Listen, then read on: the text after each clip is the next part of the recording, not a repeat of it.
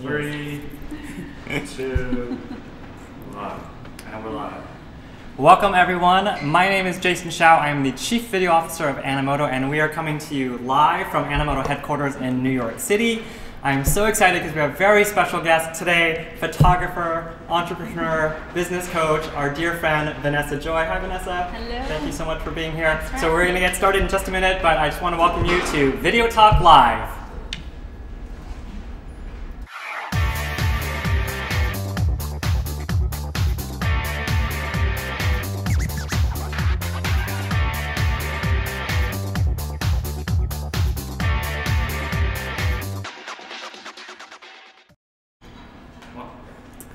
Hi, Vanessa. Hello. Thanks so much for being here. I know you're so busy in many aspects of life these days, so I really appreciate you taking the time to be here. Yeah, absolutely. And it's fun to actually have you here in our office. I love this office. Yeah. I want to come work here most of the time. You can come hang out whenever you want. We're just hanging out. So we have so much to talk about.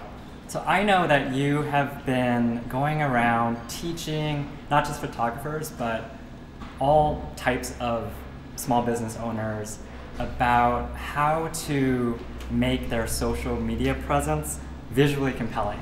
Yes. And I think that's such an important topic because no one else talks about it, first of all. But B, since like all of social media and almost all video on social media is being watched on mobile without sound, the visual aspect, the visual compelling aspect is just so important. So what just advice can you give our audience about when they're out there just trying to capture their images of their business or their products or their service, or capture video clips? What advice can you give them to make that really stand out? Make it powerful. Yeah. So what you have to do, you have to look at the big picture first of all. If you're putting together a slideshow or video, you can't go into it and just like, oh, let me just take some pictures with my iPhone. If you're going to do it yourself, great, but have some things in mind. First of all, you want it to be consistent. So anything that you are capturing that you're going to put it together in a final product, it has to match, essentially. Otherwise, you're going to look like you got dressed in the dark that morning, but, for video. So you want it to match. Then you want it to be visually compelling. So when you put it together, think about changing what you're photographing. So let's say I'm selling this microphone right here, right? I'm not just gonna stay in the same spot and photograph the same thing from the same angle. Think about, I'm gonna do a close-up, a medium, and a wide of everything you photograph. So consistency, but varying up how you're photographing it. Got it. Especially I think because of just like the increasingly short attention span online today, just to have that visual variety, I'm guessing. Yes, yes, very much so, which I'll get into a little bit more of that later. So some tricks to getting people to watch your stuff longer. Yeah, we'll definitely want to hear about that. So what other tips and advice can you give about when you're shooting photos or video clips? So photo is a little bit easier because you're just capturing a split second of time, right? You're just getting a still. But video is a little bit harder. Video, you have to stand still. I know we probably watch reality TV shows and it looks like they're all moving around and everything's in the action, but they're doing it very deliberately. They have these glide cams on, they've got gear to do that, so it doesn't look like, old home video. I don't know about you, maybe this is like dating me, but remember old home video? Oh yeah. Where it's like you'd make fun of mom because she'd be shaking the camera so much you're like want to throw up looking at the at the video. I have lots of VHS tapes exactly. of that. Yep. So you have to keep it steady. Okay. Now that can just mean you place it up against something and hit record and whatever's happening here be movement, or it just means that you put your elbows down. Okay. Or put your back against a wall. Got it. And hold your breath. Okay. Like literally hold your breath? Literally hold your breath. Okay. Yeah, I literally hold my breath. And we're not filming, webinars. We're filming just little clips that we're going to make into something compelling later. So you only need 10-second clips. Keep them short. Got it. Okay. Again, we're bored. We don't want to watch things. So that does remind me about a question we get asked all the time, which is, so we'll start getting into tips like this, but people say, whoa, like, you need to tell me literally where do I start? Like, do I need to go buy a camera, a DSLR, or can I just use my phone? Is that good enough? Or do I need to go hire someone? Like, they just really need to know, like, how do they even get started to these steps? So what do you usually tell folks? The answer is just yes, because yes, you can do it yourself. Yes, you can get better equipment. Yes, you can hire somebody, and it's going to produce a bunch of different outcomes. You hire somebody, a professional, obviously that's going to be the top tier, the best of the best. But so many of us are small business owners. We don't have a marketing budget. Yeah. We can't afford a ton of our resources to create things. So if you're going to do it yourself, you can just start with your iPhone. I can create amazing videos, or even look up iPhoneography. There's some incredible things that you can create with just your camera phone. Yeah. And that's all you need. Yeah. Now, with your camera phone, you have to trick it into capturing photo and video the way you want to. So right now, I don't know how much we can see in this little section of the camera, but we're against windows right here. So if I have my phone and I wanted to photograph this microphone, I'm not going to photograph it from this angle because it's just going to go black. I'm always going to photograph it from about this angle with a light behind me. That's going to produce a much more consistent, cleaner image. Yeah. To break it down simply. That makes sense, yeah. So to me, it kind of makes intuitive sense that for videos maybe that are more important, like the ones that are going to be around, that are going to be look at a ton, like the ones on your web page or on your home page, that maybe that's where you invest in maybe hiring someone to take really nice stuff of your business or your products or your services. But for stuff, if you're just trying to get videos up on social, like you shouldn't let equipment or any of that be an excuse not to just get started. So your phone is definitely good enough, right? It's perfectly fine. And coming from a professional photographer. Yes.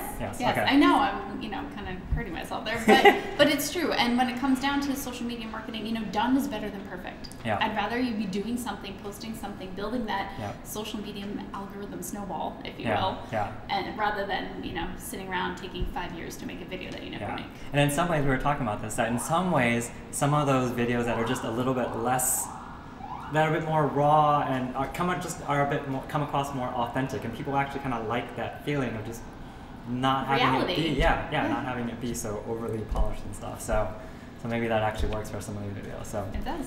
So I've definitely known you for a long time, and we've always seen that you've been far ahead of the curve in terms of not only marketing yourself, but marketing yourself with video.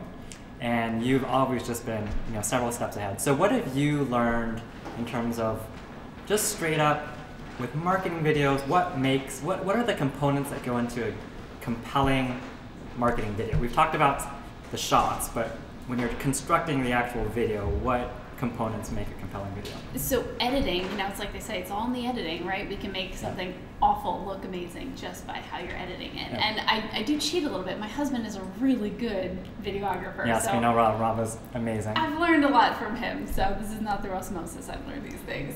So one of the things you want to do when you're editing your video, you have to use text. You have to, because 80% of people are not watching your videos on social media with their sound on. Because for whatever reason, they're doing something, they're sneaking online at lunch, whatever it is.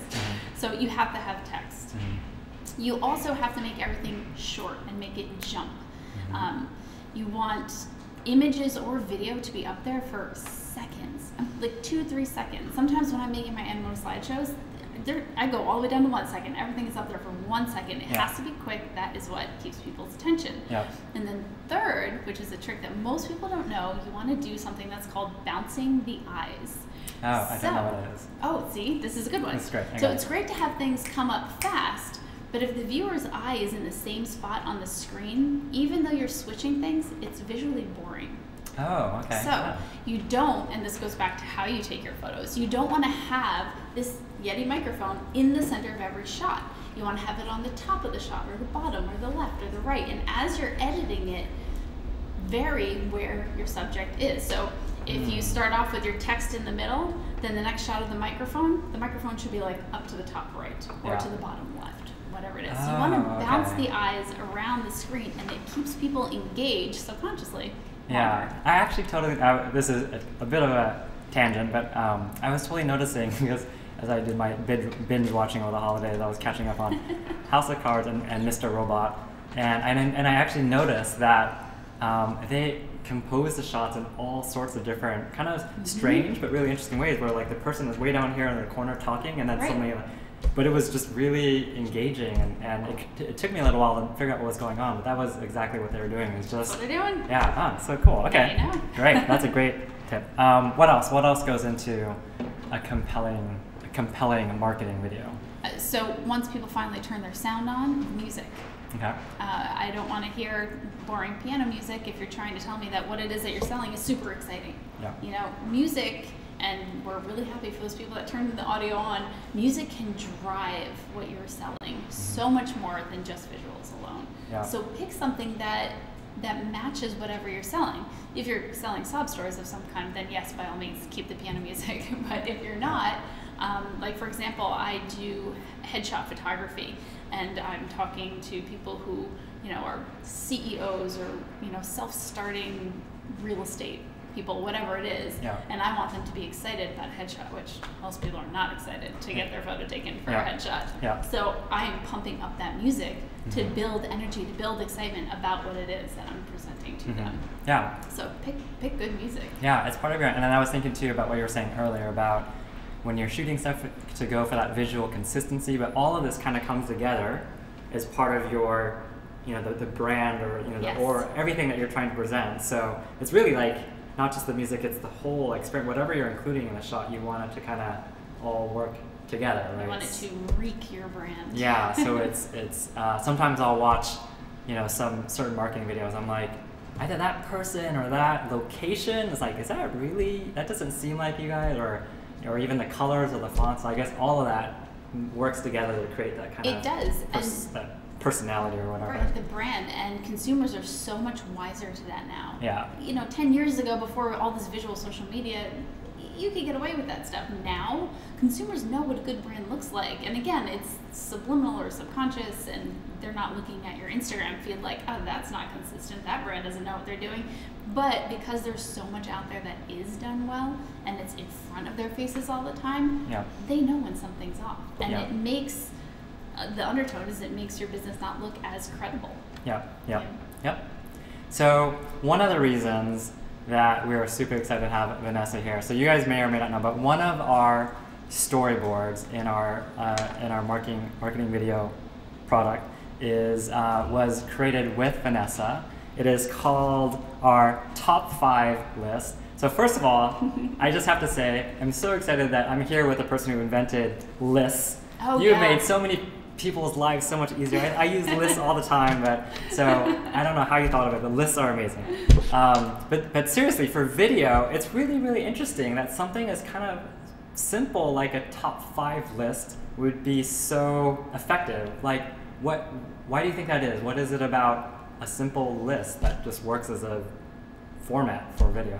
Well, I like to call them listicles, and again, I didn't invent that name either, but the whole listicle concept, where you're presenting something in a list fashion, one, it's easily digestible. Okay, these are 5 things. Oh, great. It's almost like skimming a book when you're presented with a list. It's faster, because we don't pay attention to anything anymore, right? So it's faster, it's easy to digest, and it's all right there, and it sparks your curiosity too. Because it's like, well, what are the 3 things I'm doing wrong on social media? I have to know. What if I'm doing them and I look silly? And you're kind of compelled to keep watching, assuming they go from like 5 to 1, which they usually do. Right. So it's like you're kind of hooked. You're like, well, I have to know what the next one is and the next one. And if I made it to 3, I need to make it to 2. So it just seems kind of like a great device to keep people engaged. And it just seems so intuitive, but it just works. People want to see what that payoff is. And it's sort of foreshadowing how long the time investment is for them to watch them. So if I say this is a list of 125 things you need in your home, I'm probably not going to watch that, because I know a list of 125 is going to take me, an hour to read, as opposed to top 3, top 5, top 7. Prime numbers, by the way, work fairly well with listables. Oh, prime number, okay. Yes. Scientifically proven. By me. So it's saying, okay, well, that's only going to be a 20-second time investment or a minute time investment. That's a really good point. And probably even before people start watching the if they see the name of the title of the video is 7 top tips for or 7 reasons for whatever, they know what they're getting into, so they've almost kind of opted in to watching all 7. or if it's 100, they've opted in. So I'm guessing the engagement in terms of who's actually watching through to completion is probably much higher for this. So it's just a really fast, it seems like a simple concept, but it just works. We see it all over. It is simple. It's all human psychology. That's all marketing boils down to. Are there other types of formats or kind of storyboard narratives that you see work or that you think are interesting that you're seeing out there? I like to do FAQs. Actually, if you look on my Instagram right now, what was posted this afternoon, it's the video that I've made for all of my clients that have booked an engagement session, because I'm a wedding photographer, so we do that kind of thing. And I made it preemptively because I would just get emails, well, what do I wear? Do I do my hair? What do I bring? What do I do? And I'm like, all right, let me do this. And instead of writing a massive FAQ list, which no one reads anymore either, just made a video. Yeah. So if you go to my Instagram right now, it's at Vanessa Joy, you can see my marketing or my engagement tips on there. So do you typically put them all into one video, or how do you organize it? One video. One video with all the different FAQs. And that's it. Okay. And it's actually 1.5 minutes long. I want to say it's on the landing page that I have on your website. My whole thing might be there, but the minute version is on Instagram. Okay, well, we'll make sure we'll put a link to it in our comment section. So, but I think that whole idea of just addressing commonly asked questions is a great tip, because I think a lot of, one of the main questions we get from our audience is like, where do I even get started? How do I even get video ideas? And so sometimes just thinking to yourself, well, what are the things I commonly get asked? Or if a prospect walking in the door, what would I say to that person in terms of why me, what makes me different, the things that they might commonly, frequently ask. So that's just a great, in addition to just an effective format, because you know that people need to know about that stuff, it's a great kind of a question to get video ideas, going for a business owner. So, okay, so here's kind of maybe shifting gears a bit, and I think this is interesting because I don't think people really talk about this, but something I know about your business, you're a very successful wedding photographer, a world-renowned wedding photographer, and I noticed that the success of your business thing is predicated on the fact that you know that women often have the buying power for these type of purchase decisions.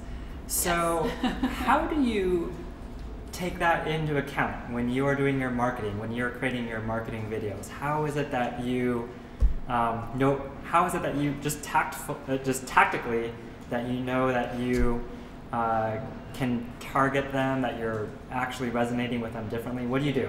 Well, first, marketing 101, make sure you do know who your audience is and who is making that. And Instagram is really good at that. One click, as long as you have a business profile and you go to your insights, it tells you. Yeah. And I should say that something I've learned is a lot more products and services. It is actually that females, that women do have the buying power. So this is not, this is a very, very common.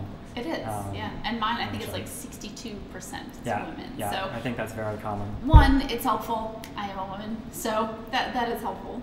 So I have that woman's perspective just naturally. But if you are targeting to women, just think about a woman's perspective and how they would look at the situation. And what kind of woman are you marketing to? A working woman, a small business owner, a stay-at-home mom, a working mom, and try to position your product around their life and how it can help their life. And then once you've done that, you've created your video, have a woman look at it and give their feedback, and not just one, multiple. And also have men review it as well, but you'll find their reviews, their thoughts, their changes are going to be very different, and you can cater it towards women. And then assuming you're using these videos for ads, which by the way, very good to use for like Facebook ads and Google ads, whatever it is, use videos for that. You can target to women. So maybe you make 2 different types of marketing videos, and some are targeted towards men, and that advertising, you have the demographic set to men only. Then you make other ones to women and set them to women only. So in your business, what would actually change if you're creating marketing videos for women or maybe for a couple? So right now, I talk to the bride. That's who I talk to most of the time. So I make a marketing video and I talk to her about how to look good in in engagement photos, for example. Yeah. And I target that ad specifically towards women. If I were going to change that, I wouldn't have something. Right now I have an ad out there that just says, if you go to my Facebook page, actually, you'll see it on the cover. It says, you know, top 4 tips to looking great in photos. Yeah. Women are clicking on that, not men. Yeah. But what I would probably do to attract men is top 4 guide on how not to be bored during your engagement session. Mm-hmm. And it would probably have similar things in there. Yeah, but that's their perspective. Yeah. They're not thinking, how can I look good in these engagement photos? They're thinking, when are we can be done so I can go have a beer, right? Yeah. So I probably watched that video. right? Yeah. And if you make it fun and you make it quirky, it can not have anything to do about your product. Yeah. And that's almost not even Yeah. the point sometimes with Yeah. marketing videos. You just want them to get traction. And But that all goes back to, I think, knowing who your audience is, and just knowing that with things like with the Facebook Ad Manager, which covers both Facebook and Instagram, that you can actually get pretty specific about who is seeing your video. And so that's important because then you know who's watching your video will actually resonate with what's in it. And if you're putting money behind it, you actually know that you're just being a lot more cost effective with what you're doing with your dollars, because you're not wasting money on people who shouldn't be seeing that video. So very true. Yeah. Yeah, I love Facebook ads. I know people complain about the organic reach going down, which, you know, video actually helps your organic reach go up, but there's nothing that's going to beat the way that you can target an audience on. Yeah. So let's dive into that just a little bit, because the people I talk to, first they go, oh, I think I kind of know, you know, you just hit that boost button, right?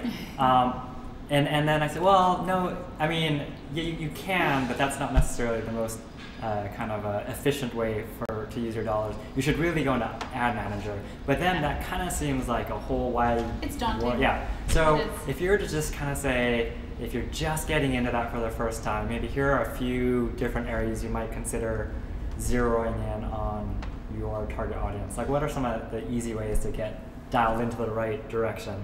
So thankfully, Facebook walks you through it as you're creating ad a little bit better, but they're still not speaking our language, honestly. Yeah. So when you go in there, you create an ad. That's a button that you can actually click, create ad. So that's the easy part. Make one that is geared towards traffic. That's just getting people to your website. Okay. And then play with it a little bit. So the part where you choose your audience, it's like a rabbit hole. It's kind of fun, actually, because the easy part is male, female, age, blank, blank, and then you can get into interests. So my dad is a musician, and I recently made an ad for him, and he plays in the Yardbirds, which is kind of like an older band. They're in their 60s, and I made an ad for them, and I targeted it towards people who had the interest of garage rock, or the Yardbirds, or the Rolling Stones, and you just go down this rabbit hole of people, and then you click this little button that says expand interests, and Facebook will automatically add other interests that they think will respond to your ad. Yeah. But other than that, don't go crazy. Just try it, experiment with it. Do 1 or 2 different visuals, 1 or 2 different texts. Yeah. You know, you can spend $5 on it. This is not like, oh my gosh, that's a good point. I'm making a $10,000 purchase and I have to do it perfectly. That's a good point too. Is people are always made like, oh really? You can just spend like $10 or $20, and you can actually find out a lot with just $20 or $30. Yes. So that's a little bit about the Facebook Ad Manager tool, but definitely that just makes your videos go so much further, because you know you're getting targeted exactly who you want to see it. So something else I wanted to ask you about, so this has been coming up more and more, is square videos versus landscape videos. And I know that I see you creating both square and landscape videos with Animoto. So tell us when you choose to do one or the other, like what works for you. So square is better on social media. And the main reason is that it takes up more real estate on the feed.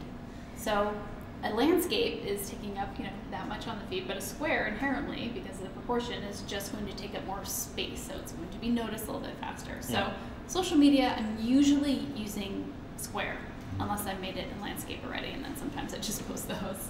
But if I'm going to use it for sending it to my clients via email, I'll usually use a landscape, or sending it, or putting it on my website.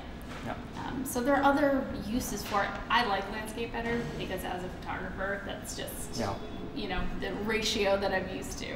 But just think of your medium, where it's going to end up going. If it's social, you want to take up the most real estate. So go square. So let me end with one more question, which is, I know we've been talking a bunch about Facebook, a little bit about Instagram, but just of all the different platforms out there, and I know you've experimented with all of them, a lot of people are like, well, how do I know which platform to start with? Do I do all of them? Should I focus on one? What do you think is the right answer? What do you usually advise folks when they're trying to just figure out where to get started? Well, it's who were you selling to? So if you're selling to an audience, and I'll just really generalize this. If you're selling to an audience that's under the age of 35, get on Instagram, Pinterest, Snapchat. If you're selling to an audience over 35, get on Facebook and Pinterest. Yeah.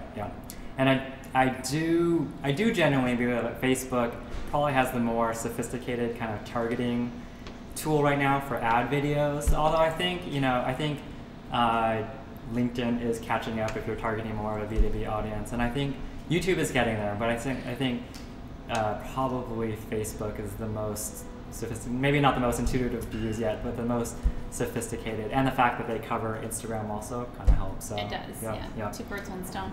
So we covered a lot here. We're going to try to include in all the comments, links to things, and I think we have a landing page that we have a bunch of videos and examples that we're going to link to. But while we post that in the comments, is there anything else that you want to tell our audience? In fact, can you tell us more about if people want to keep following you or get more information about marketing their business, where they can find it, or how they can follow you? Actually, right now on my website, which is Breathe Your Passion, there's a free ebook download. So it's 9 secret ways to branding your business. So it's not all logos and packaging. It's a lot of other stuff that goes into it that helps your consumers look at you like a credible, trustworthy business that they want to work with.